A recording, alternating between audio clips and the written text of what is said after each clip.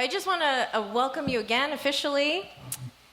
This marks the beginning of the season of spring, as you may know, March, April, May. What is the saying for March? Do any kids in the audience know? What do we say about March? Okay, Uncle Greg? In like a lion and out like a lamb. So we'll see. New England, you never know. We get snow in April sometimes. Hey. But yeah, so we're met with some harsh weather outside. It's a little cold, but we know, Heavenly Parents set up a divine rhythm in nature as well as in our lives, that we know that even though we see something outside, actually a new season is coming, change is coming, and spring can be hard sometimes that way, but also beautiful. So again, our theme today is Hyojeong and reconciliation, and the title of our speaker's message today is The Heart That We Inherit. So this is a part of an intergenerational service. We've had many of these, but I know that some of you may be coming as guests. And so we focus on the philosophy of the Mother of Peace, Holy Mother Han, who expressed the early days of our movement as being more like a home than a church. And so we seek to create that kind of environment. And there's our beautiful couple there. All right, so just for some context, our little liturgical calendar helps us to remember that actually 13 years ago, today marked the anniversary of Foundation Day.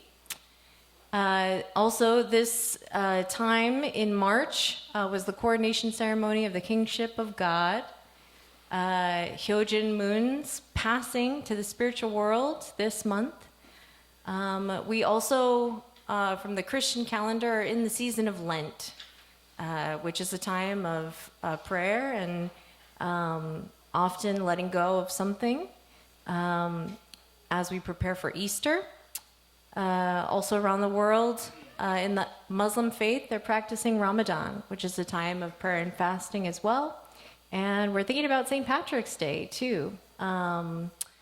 As well. So anyway, just some things to keep in mind where we are placed and how this service is going to take place today.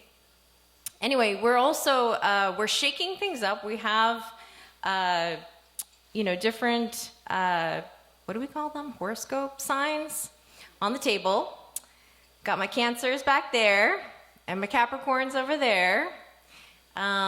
Sometimes they say Cancer and Capricorn are like the head and the heart of the whole Zodiac's family. Okay. Anyway, the reason that we're doing this is that sometimes we like to shake things up. And I know it's not very fun, okay? We're used to coming in and we like to sit where we like to sit and we like to be with who we like to be with. But this is a chance to get to know other members of the community, and just be open and trusting to the fact that actually God is speaking through each and every one of us, even through the youngest or the least of these, right? Okay, all right. So I'm going to officially start by showing you a little video that was crafted like 10 years ago or more by one of our very own, Taketo Kojima. And this is a video that kind of captures a little bit of the heart behind the term Hyojeong. So let's take a look.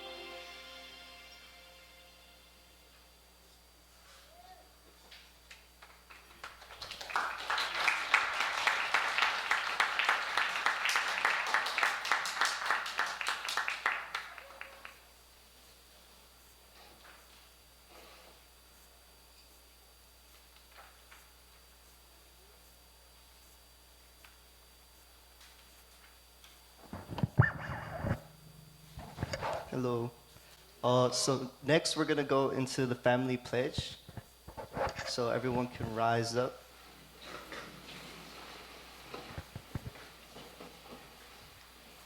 We can start off by offering a half bow to our heavenly parents and true parents. 차렷, 경배, 화로. Okay. Family pledge 2. Our family, the owner of Chanoguk, pledges to represent and become central to heaven and earth by attending the heavenly parent and true parents. We pledge to perfect the dutiful familial way of filial sons and daughters in our family, patriots in our nation, saints in the world, and divine sons and daughters in heaven and on earth by centering on true love.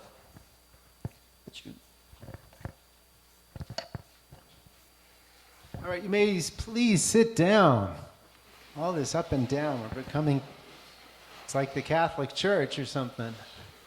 Hyojeong, that is our theme for today, and I just want to share, and I want to share with you some of your responses to what we've done in the past.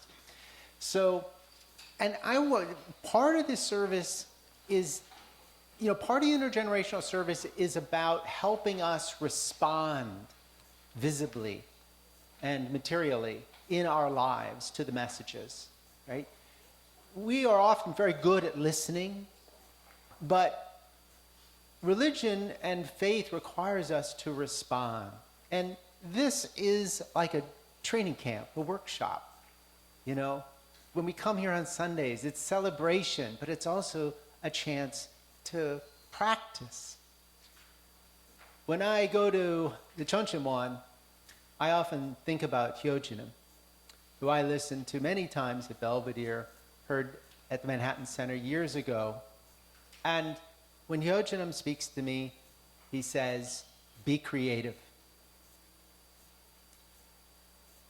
I believe very much that we are in an age of a creation hermeneutic for those theologians out there, which basically means a way of looking at the world as it was meant to be, through the principle of creation, give and take, and growth, and natural reciprocity, and mutualness.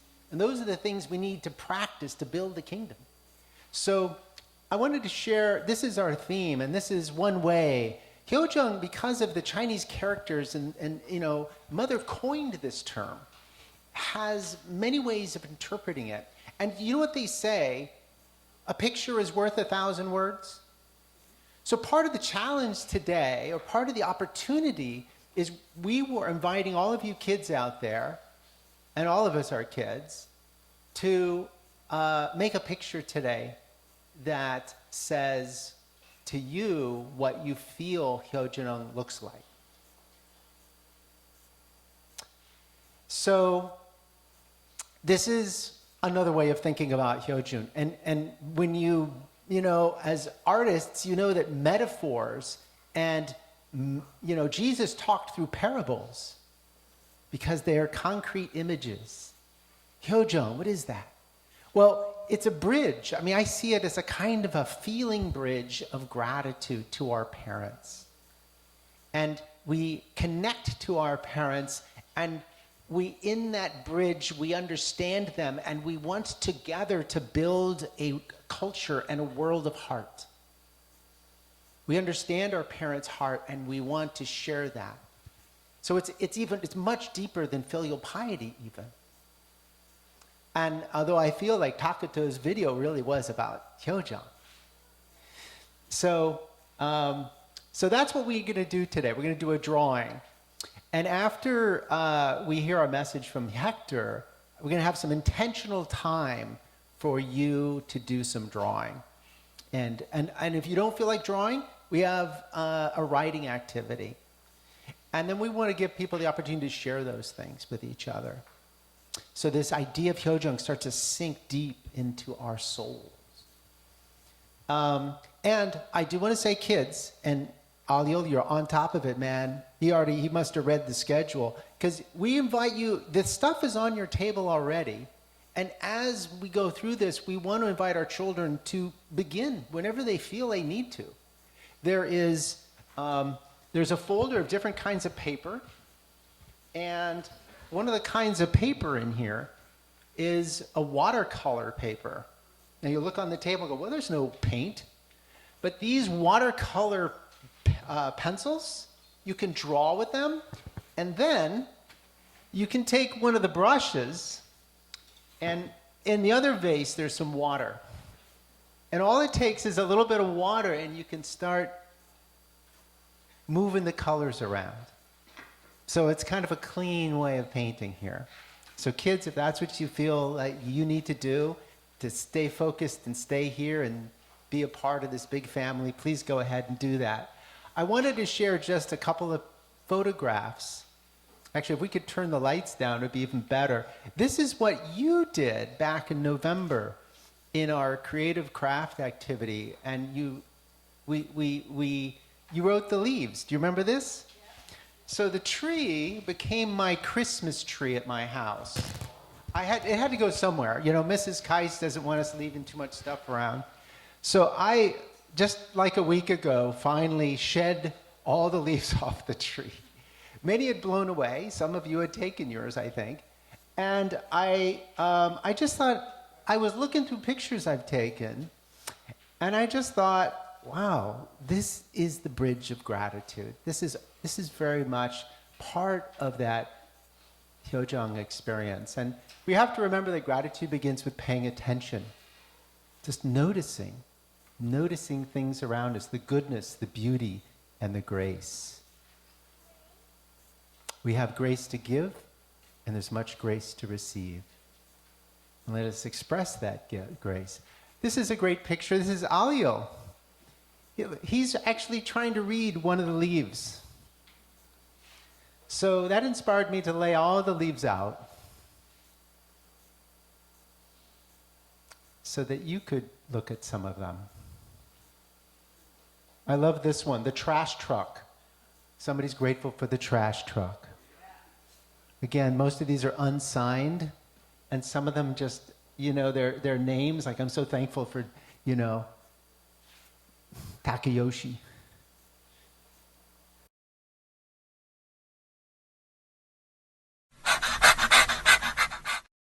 Ma! Dad!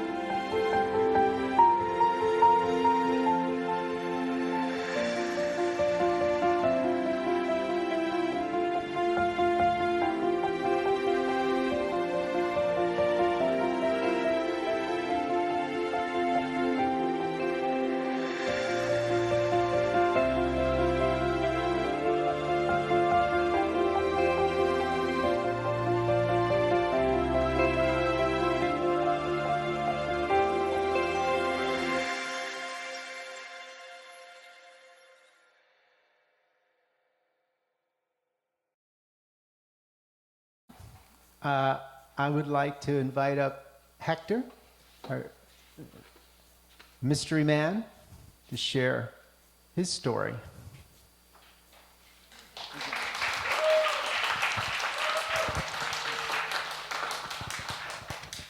Good morning. Thank you so much for coming here. So yes, I was asked to give a little bit of a message / testimony. But then you might see me here around here and there, and you guys like, who is this guy, right? That's a very natural question. he has a face, yeah, he's wearing some clothes, he sings decently, I guess.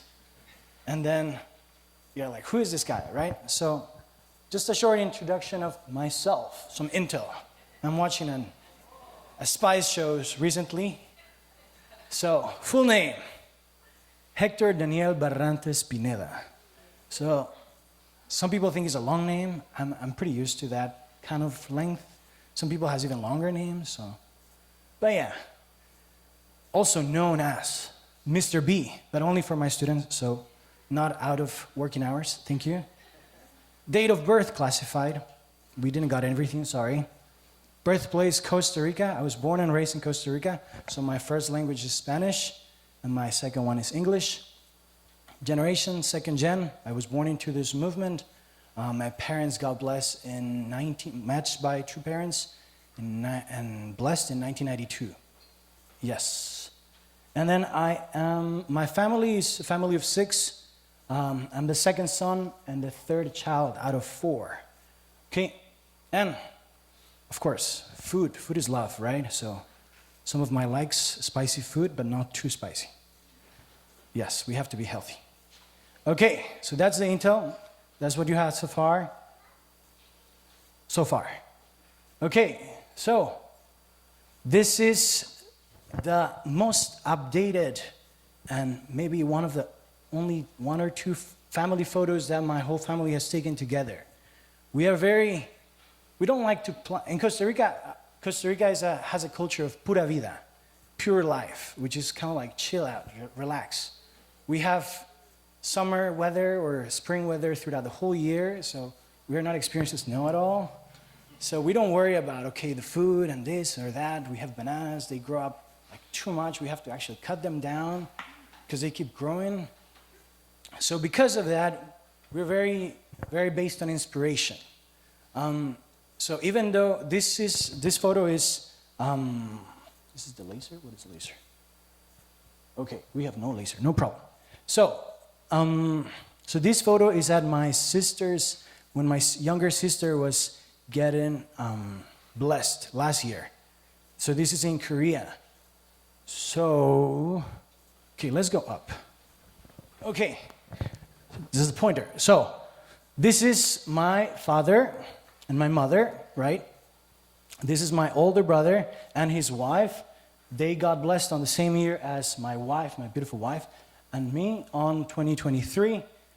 I have an older sister. She passed away right before being born. So that was hard for my parents. But she was actually able to be blessed in the spirit world on December 2021.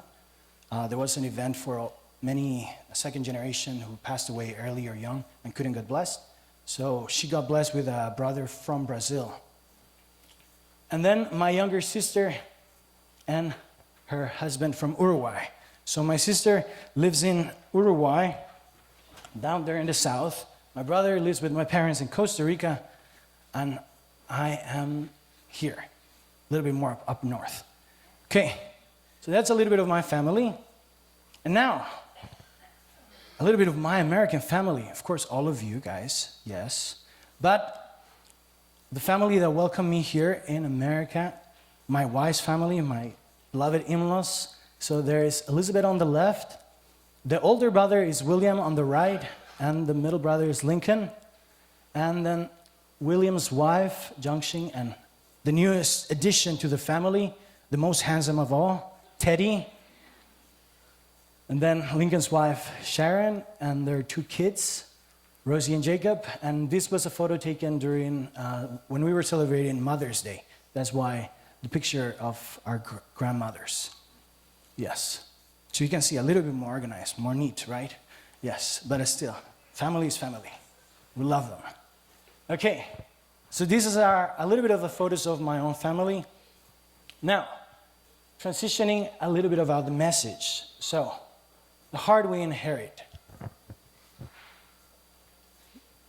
So now you know we are inheriting a heart. Okay, that's answer. But that's not the whole sermon, okay? So, from whom do we inherit it? From whom? When we inherit something, from who do we inherit it? Usually we inherit from our parents, right? Maybe we inherit something from our siblings, right? But from whom do we inherit this heart? So, to go over this question, I want to bring a couple of quotes of wonderful people in human history. The first one is from Jesus. So this is from 1 John chapter 3, verse 1. See what great love the Father has lavished on us, that we should be called children of God. And that is what we are. The reason the world does not know us is that it did not know him. Let it sink in. So, first point I want to bring up is of what we inherit. What is one of the biggest things we inherited from Jesus? God is our Father.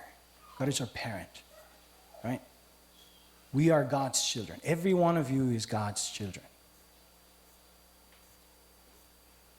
Now, just because I told you, do you feel it? Oh yeah, you are God's children. Or yeah, you're God's children. But do you feel it? Do you actually feel it? Can you close your eyes and, okay, do you really feel it in yourself when you wake up, when you're going to work, when you have to cook and you won't want to cook, but you don't even know what to cook? I don't know. Do you really feel it? Sometimes we don't. Sometimes we do. Right? Sometimes we just forget. So, the second quote that may help us how to remember from time to time is from our beloved true Father. So, why did God call me? Even now, at 90 years of age, I wonder every day why God called me. Of all the people in the world, why did he choose me? It wasn't because I had a particularly good appearance or outstanding character or deep conviction. I was just an unremarkable, stubborn, and foolish young boy. If God saw something in me, it must have been a sincere heart that sought him with tears of love. Whatever the time or place, love is most important. This is from Father's autobiography, page 53. Beautiful, right? So much wisdom. A sincere heart that sought him with tears of love.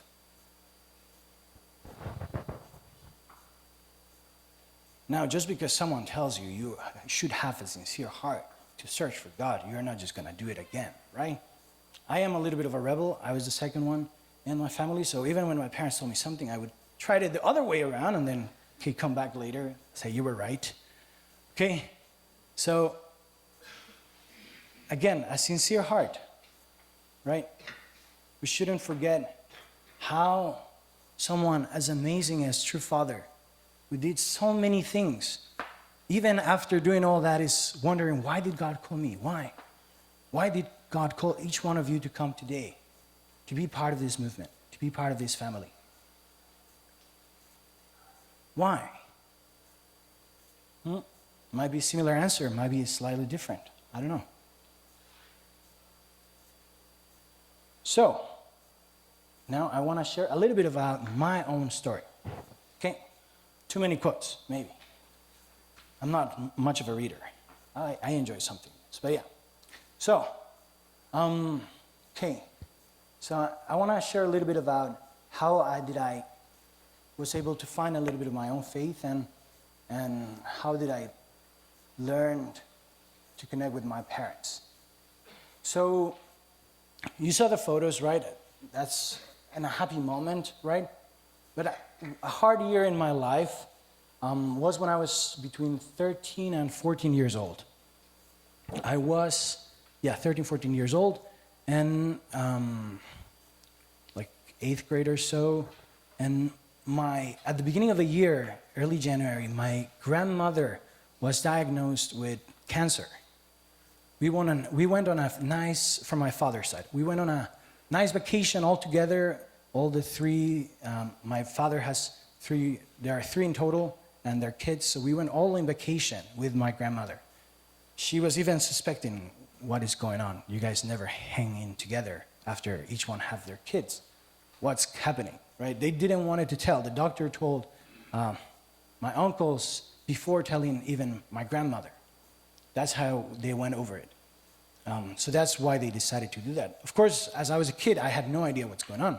I just know, okay, we're going on vacation. Great. But then as my grandmother was a nurse, and she knows. Later on, of course, she found out that she had cancer, and she didn't have the strength to fight it. So she went down very quickly, between 6 or 8 months. So, but I, as a kid, I was not as aware. But what was the most shocking for me was how it impacted my parents, actually. So they were dealing it in very different ways. My dad was very stressed. Of course, they had to go and take care of my grandmother much more, so they were less present, right? And then, surprisingly, the person that got the most affected with my grandmother's passing was not my father, but my mother. My mother, on the other hand, my father has 2 siblings, one older and one younger brother. But my mom was born in a family of 13 kids. She has 12 brothers and sisters. She's the second to last. So if we struggle to give love to 1 or 2 kids, imagine how much is to give love to 13 kids in a house, right? Crazy. So she didn't got much of that love from her parents. But when she came into the family, she was able to get more love from her mother-in-law. And then when she passed away, when my grandmother passed away, then it impacted so deeply my mom. So she was so depressed. And then, of course, it affected the dynamic in the family. And my dad is also dealing with his own stuff, right? So then, as a kid, I have no idea really what's going on. I'm just going to school. I don't like to go to school. I'm dealing with my grades. I'm being nagged because I don't have good grades, or like this or that, right? Yeah, and then it affected so much my parents to a point that divorce came as part of the conversation during that same year, right? And my parents, gratefully, were very well trained by the church. So when there's an issue, you have to report it, right? So then at some point, once it was growing up a lot, they decided, okay, this is it. Gratefully, they are not so practical, so they didn't went the legal route, right? They went the church route, okay? So then they went to tell the church leaders or pastors at the time, okay, this is where we are at. We're done. We're going to give up on this. There's nothing left to do, right? And then the church tried to convince them a little bit. It wasn't that much that they could do either, or what they did. I don't know. And then I remember my siblings and I were waiting on a different room when they were having that conversation. And then right before we came in, my brother threw me a question. Who are you going to choose? And I was just like, whoa, wait, what? Choose? What do you mean choose? Yeah, who are you going to go with? And I was like, how am I supposed to choose? I have no idea. But then we were called, right? So we went. So I was shocked by the question, so my brother went first. And then they told my brother, right? He's 2 years older, so he was 15 at the time, so he was able to understand more of the circumstances. So when he went in, when I came in a little bit after him, he was already just crying in the corner. And for me, that was another huge shock. My older brother, the person I admire the most, the person I never was able to beat in a fight, right? I've never saw him crying ever once before that day. And then he's in a corner crying. And I'm like, whoa, my whole world is just falling apart, right? And then my sister is much younger, so she's not fully understanding what's going on. And then I am like, okay, we have to do something, otherwise this is not going a good route. So somehow at 13, 14 years old, my parents were just quiet. They didn't know how to tell us anything. So I just told my parents, okay, let's do this. Let's just go around the table. We're going to say each one thing that they did wrong to someone else in the family, and one thing they are grateful. And then someone else. And of course, nobody's going to start, right? So I decided to start. So I apologized for my younger sister because I was very mean growing up with her. I wanted to just go with my brother. But I did it very seriously, and they felt it. And then I appreciated my parents. So somehow that opened up, I don't remember who shared next, but somehow it opened up someone else. And then the next person shared. And then the next person shared. And then the next person. And then we all shared. And then somehow, in that moment, either of my parents said, okay, we should try. Let's try. And then somehow they decided not to divorce at that point. So it was shocking. Of course, that was a nice victory, but like life goes on, right? Issues don't just go away, right? So the next year,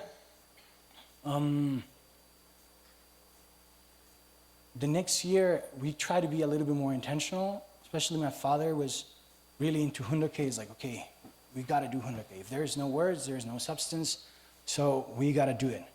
So he really tried to get the whole family to do hundoke every morning. He's very structured. He's a civil engineer, so he likes format. Okay, so every day we wake up at 5 a.m., we're going to do hundoke, and that's what we're going to do, right?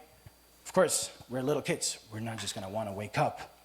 So I remember every morning for like a couple months, my dad would just turn everyone's room's light, try to wake us up. And if we didn't wake up, no nagging, no anything. That's okay. We just woke up until we have to go to school. And then the next day, and then the next day, and the same thing. And then at some point the first times I remember we just woke up, turn off the light and go back to sleep, right? Then another times we were just too tired and we wouldn't care, right? Then at some point I was starting to feel moved by my dad. And I'm like, okay, he's really trying hard. We know what happens if we don't try. So then I decided, okay, I'm gonna try to join him. So I go up, but it's cold, so I grab my blanket, right? So I just go to the living room, that's where we're doing, okay? And then I fall asleep with the blanket on, right? I still don't hear anything of what we were reading. But okay, so I'm like, okay, how do I not fall asleep? I want to support my dad in this, right? So at the beginning, it was the two of us. So I was like, can I read? Otherwise, I'm going to just fall asleep. So then I started reading. So that was very helpful because it put me in a very better mindset. And then I would like, okay, I like to poke my older brother, right? Like a good younger brother has to poke their older brothers, their older siblings. So I would poke my brother and try to make him come. And then because he knew I was waking up, then he was like, okay, now he's feeling a little guilty. So then he decided to come too.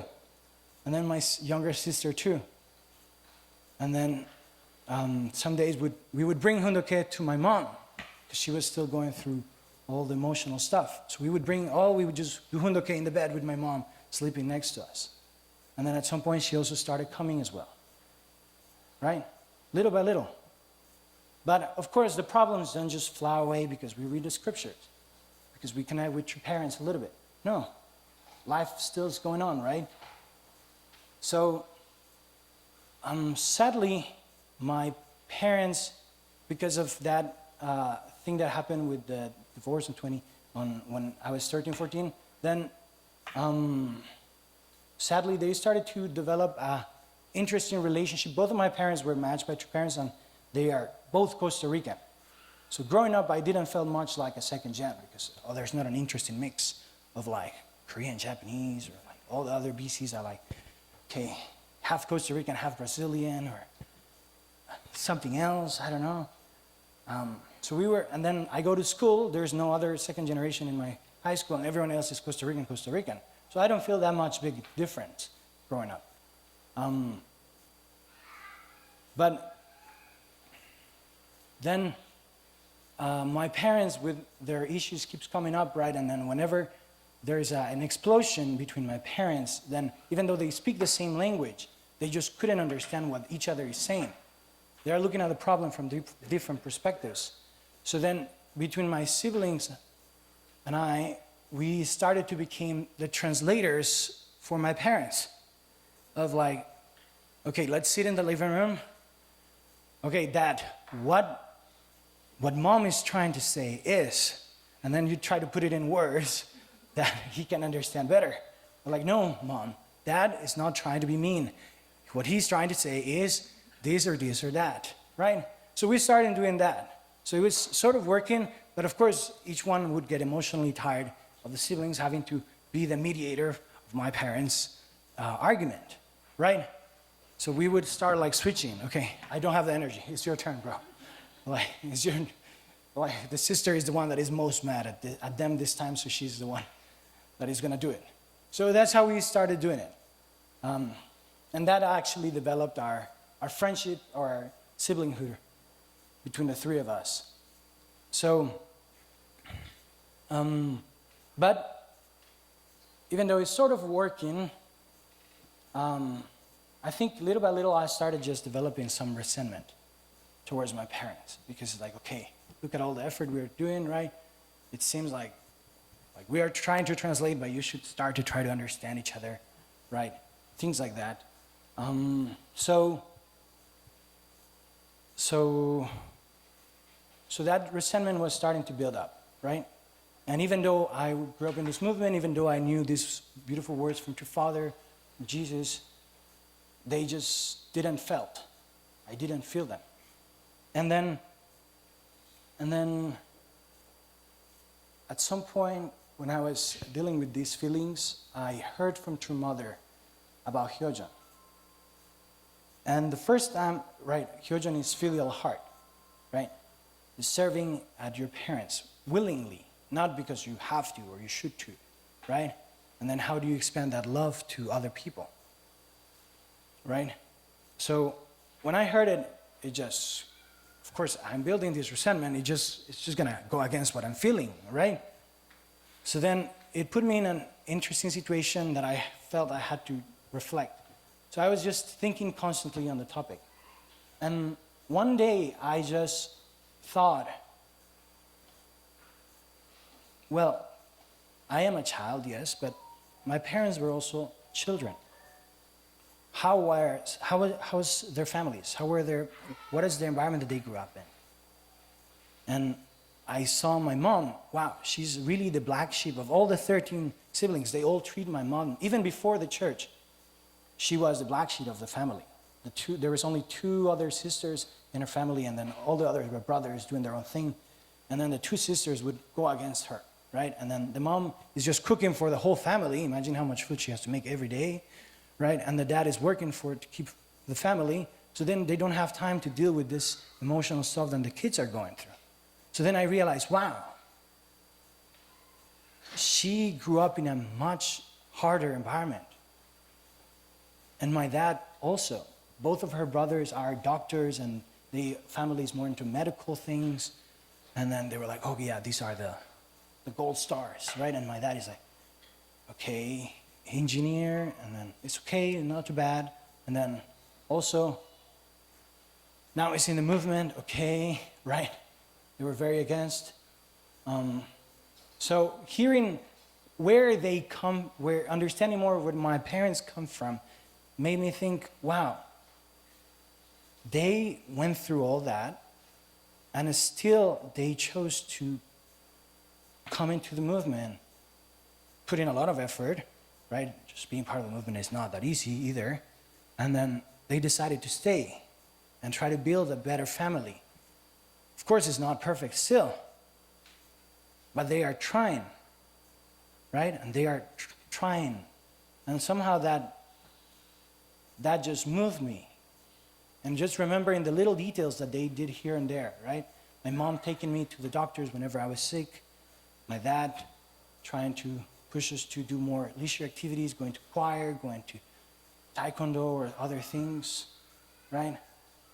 So understanding their heart, where they were coming from and how they get to this point, even though they are not at 100 yet, just moved me. And then it just made me lower my guard with them and say, okay, I should just try to forgive them. So that and other circumstances convinced me to start getting ready, at least emotionally, or embrace more the blessing, right? And then I want to show you one of my favorite photos. I don't like my photos. I always self-criticize myself, no matter how the photo is. I always doubt how it looked like. But this photo I really like. I still don't look good, but I really like this photo. So, this photo was taken on the day of our blessing. So, of course, you see the photo and it looks so beautiful, and it's like, wow, that happened, right? How did that happen, right? The photo is more than this moment, is what led up to this moment, right? And I am a very curious person. So being at the blessing, we had to make a bunch of requirements so that we could be there, right? And when we did them, good. We work overtime and stuff to save money for there and everything, right? But then we are on the day of the blessing, and then we are offering, I'm holding a box with a gift for True Mother, and my wife is offering flowers, right? So at some point you wouldn't wonder, what is in the box? Right? So I was trying to not open it, right? I'm trying to be respectful, this is for True Mother, so I should not open it, right? But the ceremony keeps going on, and there's some times I'm still holding it, right, the whole event, and then I try to shake it, okay, it's light, I don't know what is in there, right? And then the curiosity keeps poking in, and then I decide to open it, right? I'm like, okay, I should know what I'm giving to True Mother, right? So that I can give it with a better heart. That was my excuse, right? So there was nothing in the box. There was nothing. I was shocked. I'm like, okay, there is 7 couples, 1 representing each continent, and of course, Korea and Japan, in total, 7. And we are all taking boxes, so I kind of wanted to look at other people's boxes. I was not going to do it, but I was starting to wonder. So I'm like, okay, why are we doing this? Why are we taking so much time to bring 7 couples, one by one, offer a bow, give the box, like True Mother touches it, and we just go back and like, what is in the box? What does the box mean? Right? So then I didn't know at the moment. So then when we were walking in towards True Mother, I had a thought. True Mother is not even looking at the box if you see her eyes. Who is she looking at? Yes. So who is the gift? You. True Mother knows. True Mother knows being at the blessing is not easy. True Mother knows that being here is not easy. Living in this world is not easy. Right? So, whatever you do in your life, you will carry it, right? And then if you can carry more good than bad, then it's great. So, as our True Mother knows, let's not forget ourselves either. So, I want to end with one last quote from True Mother. If we were to capture the distinctive feature of the unification movement in one phrase, it would be the culture of filial heart Filial heart, for which I coined the Korean word Hyojeong, signifies sincere devotion and love toward our Heavenly Parent. True culture of heart transcends time and space. In the world where God's will be realized, a pure and immaculate culture of heart will flow forth like a river of waft, like a breeze through all forms of artistic creativity. So how do you express your love? Well, that's up to you. Be creative through a song, through an intergenerational service, through a writing, through a podcast. I don't know. So, with this, after going through life, we just have to, oh my gosh, I don't know, sorry. Too many thoughts, too many feelings. Thank you. So,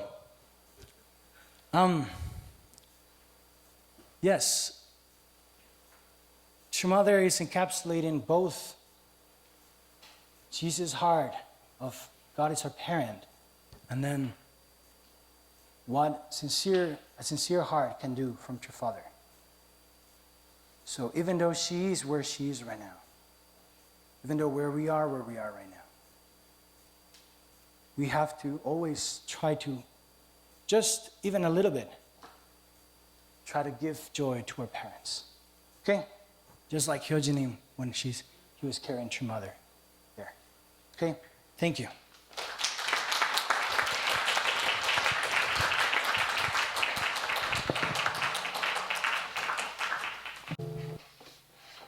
Wow, Hector. Let's give Hector another round of applause.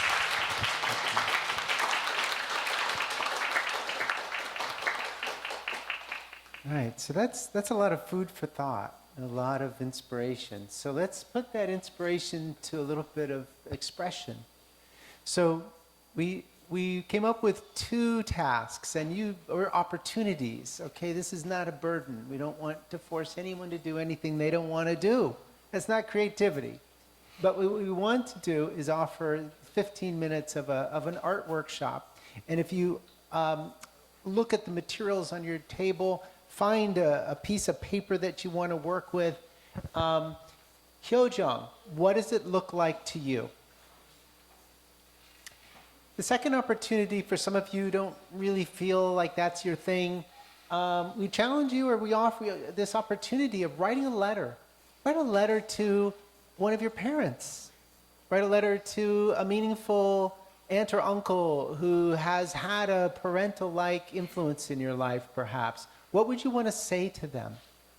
Maybe this is a letter to true parents. It's up to you.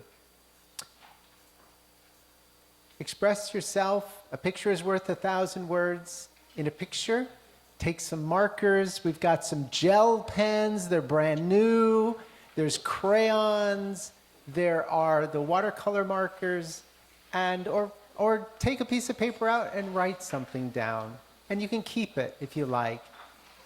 Any picture that you would like to submit, we can ask you to hold on to it, but later at the end of service, bring it up and we'll enter it into our little contest. So, have fun. And if you'd like to just maybe share your work of art and share something that's related to one of these questions and just whatever's on your heart. All right.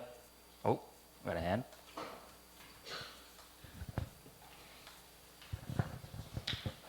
Hello, everybody.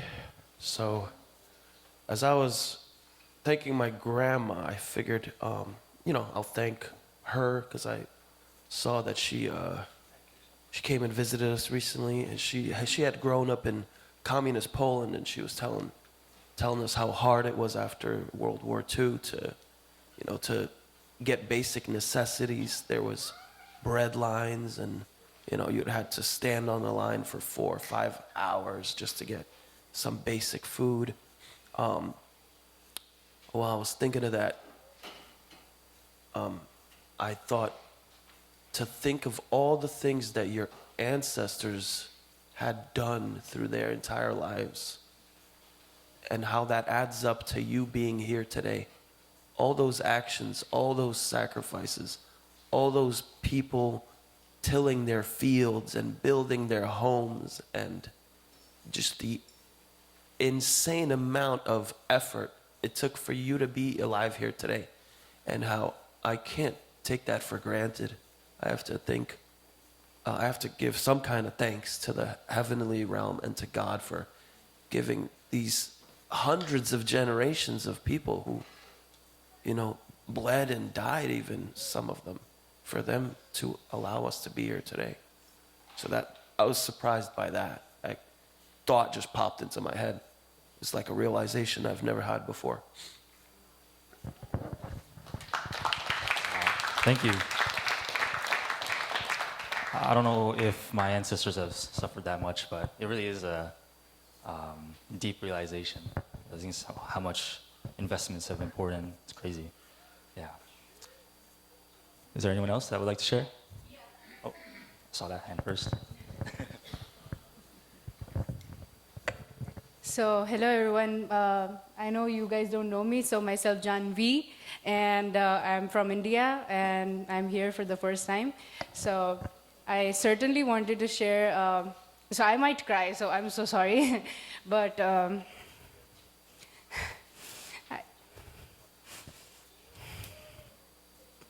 I certainly wanted to share about my parents. After coming here, I understood that how I took them for granted, how much they did for me, and I understood what it is to be independent, because I always felt that it's their duty, it's their job to feed me, to make food for me, to do work for me. I was so wrong. It wasn't their job. They did all those things because they loved me. And even coming here, I understood all these things. And I was taken aback. I was like, I need to tell them thank you for all they did for me. And I was shocked that even after graduation, I felt that they're gonna, tell me that you are a failure or something like that. You didn't get a job till now, etc. But they're still supporting me. And they're always telling positive things to me that, hey, you got this. You're going to get it. You will be fine. Everything will be fine. Keep faith in God. And that's what I look for. And nowadays, I feel like that I keep meeting good people just because I have faith in God, or else I don't think so that if I lose faith someday, I don't think so I will be able to survive here. But yeah, and thank you, Keiko and Greg. All you guys do for me. And yeah, Keiko is really sweet. So thank you guys for listening to me. And I love my dad and mom. Thank you.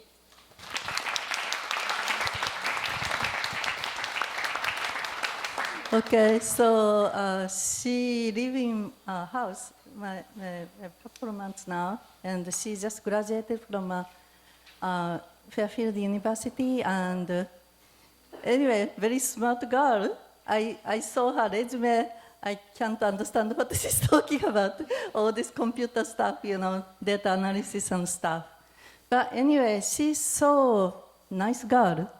I had several people live in my house before, but she's, always bring something she made from India, kind of Indian food. And so anyway, it's, and I read her testimony or letter to her parents.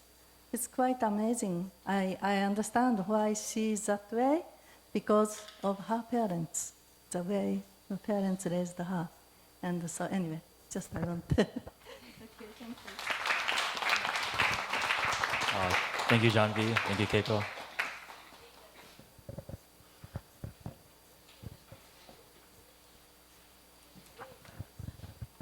Hi. I was just thinking of my mom. She was married very young, and she grew up in the city and moved to. My father was from the countryside, and they lived way out in the country, and she had 5 children in 9 years. And just thinking, from 20 to 29, she had 5 children, and thinking, that's a life of 100% sacrifice. No life, especially you're a young woman and just no life. And like everybody's been saying, I thought of Hector's mom, 13. There's really no life, a different life. So just that idea of our parents, as Adrian said, and as the young woman there, our parents have given us so much. Yeah. Thank you, Uncle Lane. Maybe we can have one more, or oh yeah, last one.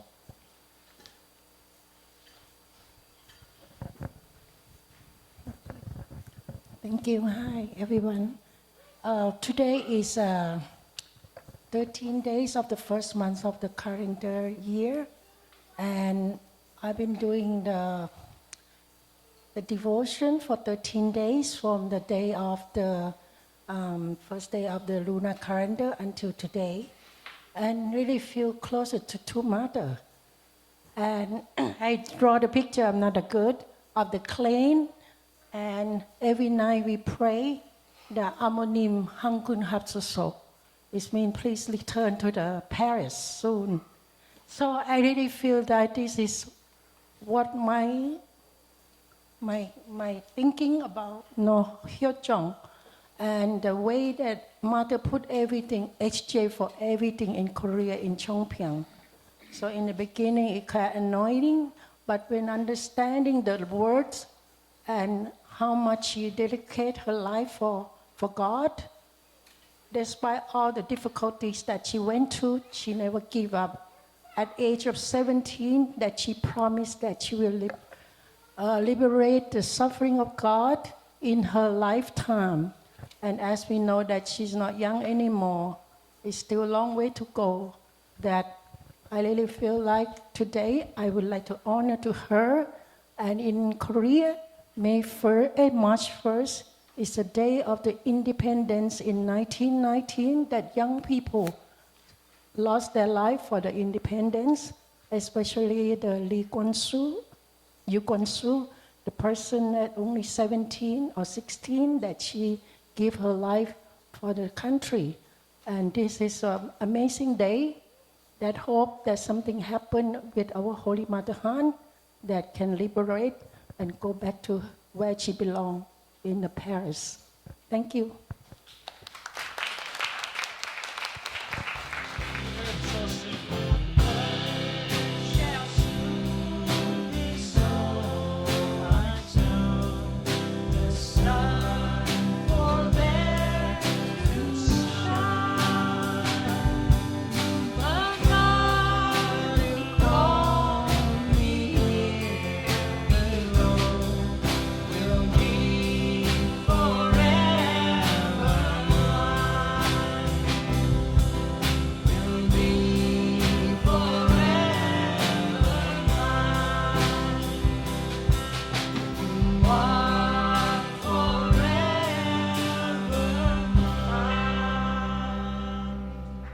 Thank you, everyone. Have a wonderful Sunday.